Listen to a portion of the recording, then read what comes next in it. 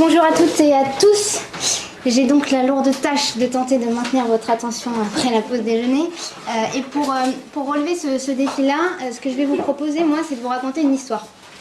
Cette histoire, c'est celle d'individus normaux.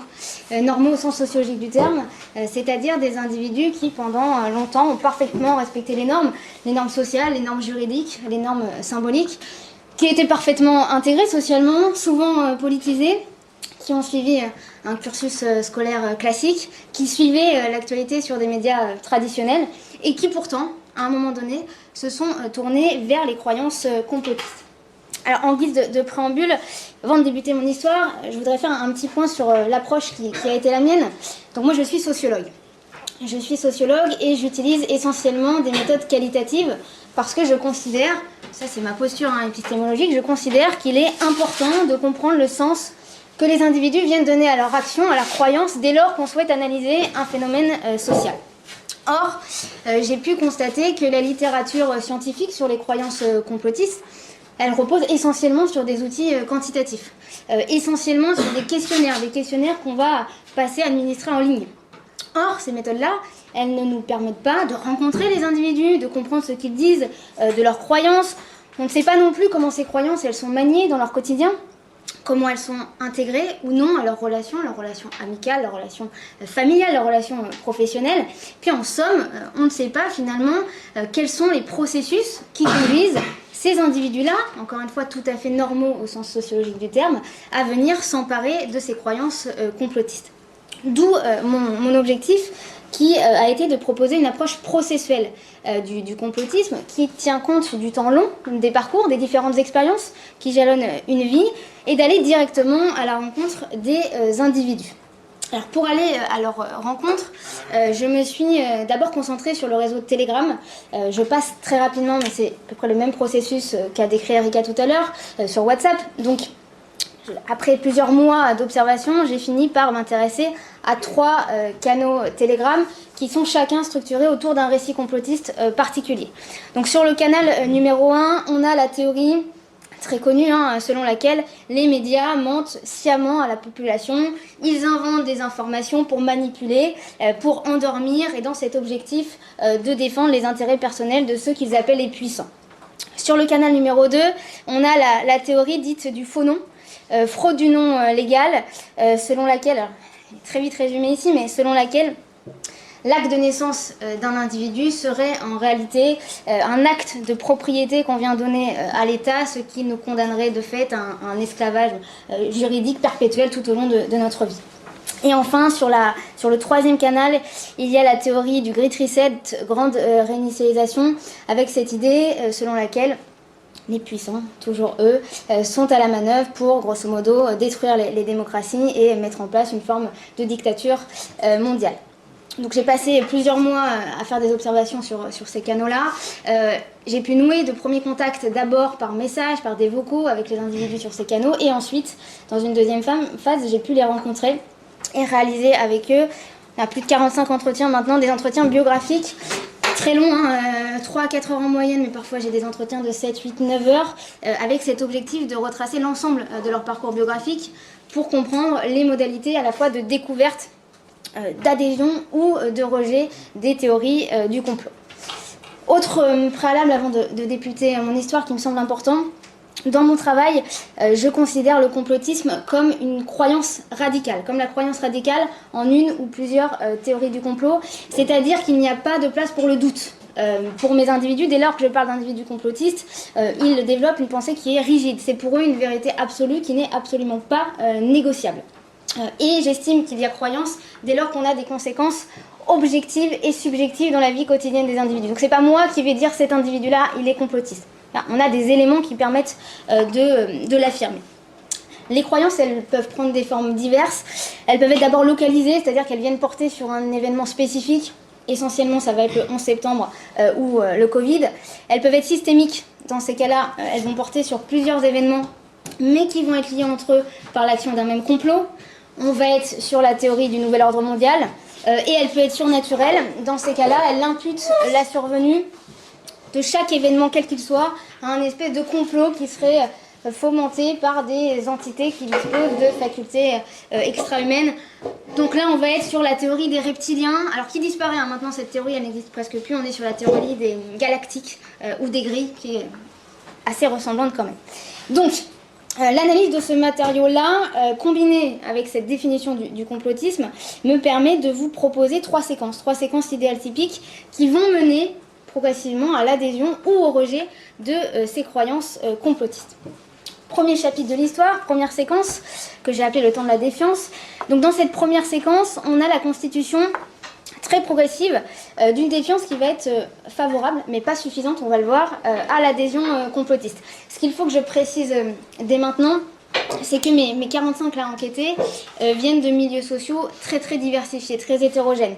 Que ça soit d'abord en termes de niveau de diplomation, ça va de l'absence de diplôme au bac plus 8.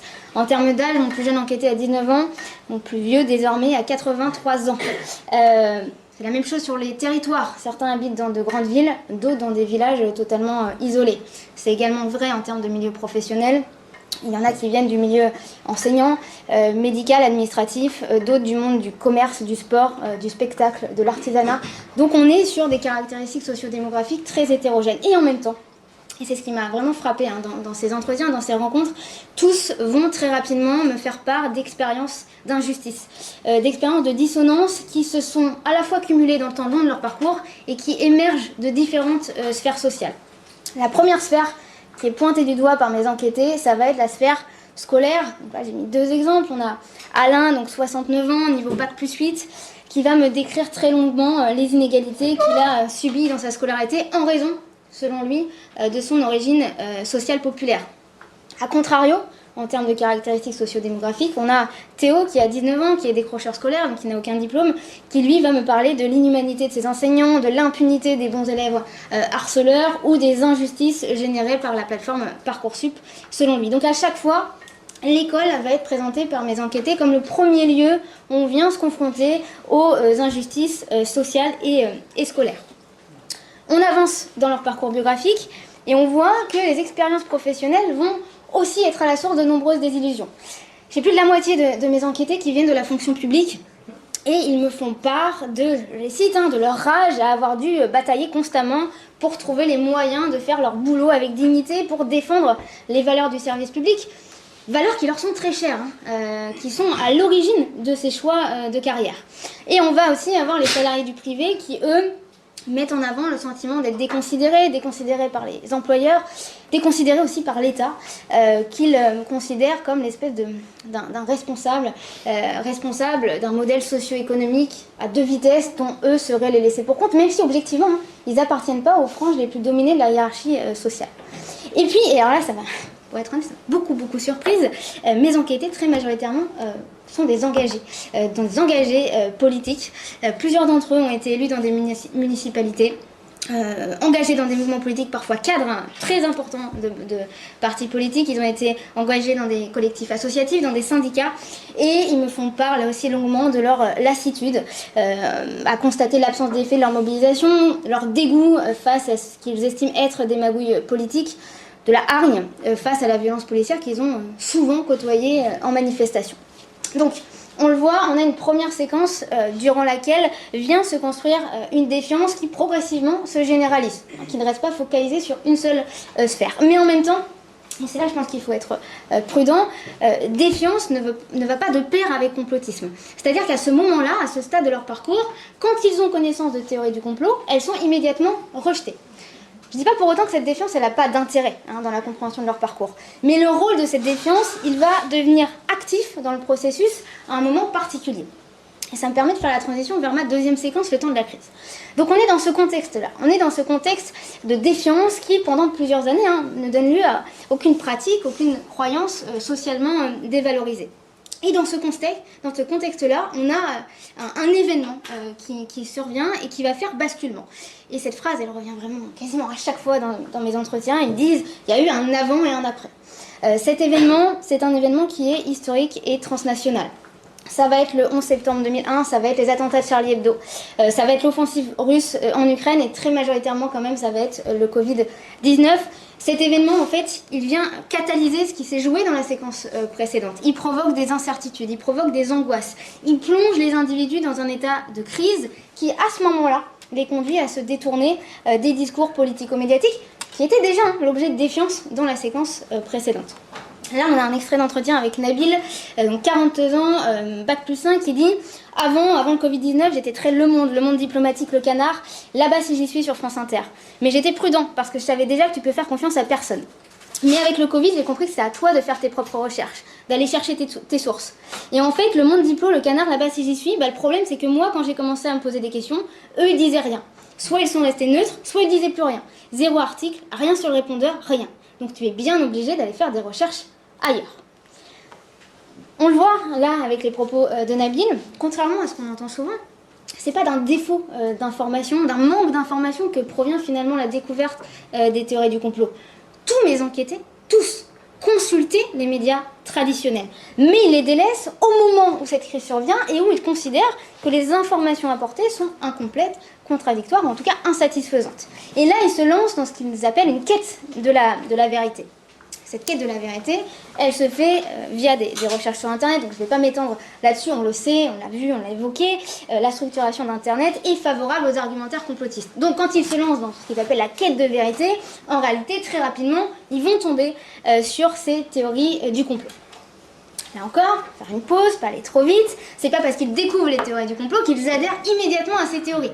On a tous, je pense, ici, été confrontés à des théories du complot et pourtant on n'y a pas adhéré mécaniquement. Et ça, c'est très visible parmi mes enquêtés, puisque 6 d'entre eux, que j'ai donc rencontrés via des canaux structurés autour de récits complotistes, se sont détournés de ces récits.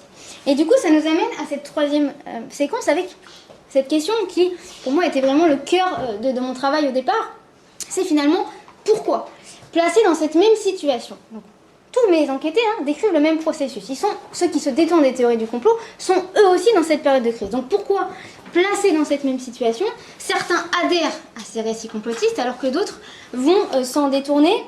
Et là, on a un début de réponse quand on se tourne vers la sociologie de l'engagement radical et notamment vers les travaux de Xavier Crétiès, qui nous dit que face à un événement perturbant, le cadre interprétatif qu'on nous propose, il doit entrer en résonance à un triple niveau pour devenir acceptable. Donc il doit faire résonance sur 3 plans. Premier plan, c'est le plan social. C'est-à-dire que le cadre qu'on nous propose, il doit être acceptable dans l'environnement socio-culturel. Expérientiel, ça signifie qu'il doit être crédible au regard de l'expérience quotidienne des individus. Et émotionnel, il doit générer des émotions puissantes, donc ça va être la peur, la haine, l'indignation, des émotions qui, on le sait, favorisent l'entrée en radicalité. Or, justement, ce qu'on voit très bien, c'est que pour les enquêtés qui adhèrent à ces croyances complotistes, le cadre interprétatif que leur proposent à ce moment-là les théories du complot vient activer ces 3 caisses de résonance. Résonance sociale, les enquêtés qui adhèrent à ces récits, ils ont tous en commun d'avoir au moins un de leur cercle, au moins un membre de leur cercle proche qui vient soutenir la pertinence des argumentaires qu'ils découvrent. Résonance expérientielle, ça c'est très facile, ils trouvent dans leur quotidien des éléments qui confirment les théories du complot, et ça, vraiment, on peut le faire très facilement. On a des théories qui se construisent sur des millefeuilles argumentatifs, donc des arguments qui pris isolément sont extrêmement fragiles, mais qui, en fonctionnant ensemble, donnent une crédibilité générale. Et puis on a une résonance émotionnelle qui se fait parce que, et ça c'est très visible sur Telegram, on a une scénarisation des argumentaires complotistes, du storytelling. Donc sur Telegram, on est abreuvé d'images de pédopornographie, de scarification d'enfants. On a eu plein de vidéos, d'images d'individus qui agonisaient suite à l'administration du vaccin anti-Covid. Donc, on le voit, les théories du complot, elles paraissent pertinentes lorsqu'on a un ensemble d'ingrédients qui vont être réunis. On a cette défiance qui préexiste, qui s'est généralisée dans le temps long du parcours, on a cet événement qui fait crise, on a des discours qui sont jugés incomplets et contradictoires, on a le soutien des proches, on a des émotions fortes. Donc tout ça, finalement, ces ingrédients font que le gâteau complotiste, si on suit la métaphore, il est à la fois appétissant, et il est mangé par ces individus. Mais le gâteau complotiste, il peut aussi être appétissant sans être mangé. C'est-à-dire que quand il n'y a finalement pas cette triple résonance, les théories du complot, elles vont être rejetées. Et quand on compare là, les parcours de ceux qui adhèrent et ceux qui se détournent, le facteur protecteur majeur qui apparaît, c'est vraiment cette absence de résonance sociale. C'est-à-dire que quand ils découvrent les théories du complot et qu'il n'y a aucune forme de validation parmi les autrui significatifs, parmi les autrui qui comptent, alors ils vont s'en détourner plus facilement. Et puis, l'autre point commun entre ces 6 enquêtés, c'est d'avoir connu quelques succès dans leur trajectoire d'engagement passée. Par exemple, des grèves de la faim qui aboutissent à leurs revendications. Et ces individus-là, du coup, qu'est-ce qu'ils font dans ce contexte de crise ? C'est pas vers les théories du complot qu'ils se tournent, c'est vers l'engagement politique traditionnel, qui a déjà pu fonctionner précédemment. Donc, ce qui est hyper intéressant, c'est que les 6 enquêtés là qui se détournent des théories du complot, eh ben, ils vont réinvestir, soit en parti politique, soit ils vont créer leur propre parti politique. Donc on a l'événement qui fait crise, qui est bien résolu de cette manière, via un engagement qui est valorisé socialement. Et donc pour conclure, je voulais insister sur 2 points qui me paraissent essentiels. Le premier point, c'est qu'on n'a pas de basculement brutal dans les croyances complotistes. Contrairement au discours qu'on entend quand même beaucoup, moi les individus que j'ai rencontrés ne sont pas des individus passifs qui seraient soumis à des théories du complot dont le pouvoir argumentatif serait si fort qu'il viendrait anesthésier complètement les capacités réflexives des individus. On est bien sur un processus de conversion, d'adhésion, mais qui va être fait d'aller-retour entre doute et questionnement. Et le deuxième point, je pense que ça fait un peu écho aux échanges de ce matin aussi, j'essaie de le dire dans leur présentation, mais les individus que j'ai rencontrés ne sont pas tous, loin s'en faut, ces perdants de la modernité. Des individus qu'un faible niveau de diplôme, qu'un faible niveau d'instruction rendrait particulièrement naïfs, crédules, moins intelligents que nous regroupés dans cette salle. Pas du tout ça que je constate. Et d'ailleurs, c'est intéressant, les enquêtés qui se détournent des théories du complot ne sont pas plus diplômés que ceux qui adhèrent à ces théories du complot. Et en fait, ce qu'on voit, ce qui me paraît moi le plus important, c'est les caractéristiques de l'environnement social au moment où ils découvrent les théories du complot. Or, cet environnement social, il évolue constamment dans notre parcours de vie, en fonction d'une rencontre, d'une rupture amoureuse, en fonction d'un passage à la retraite, en fonction de l'inscription dans un nouveau collectif de lutte, comme l'a pu être le mouvement des Gilets jaunes par exemple. Donc c'est vraiment cet environnement-là qui compte, et cet environnement, il est en perpétuelle mutation. Je m'arrête là et je vous remercie de votre attention.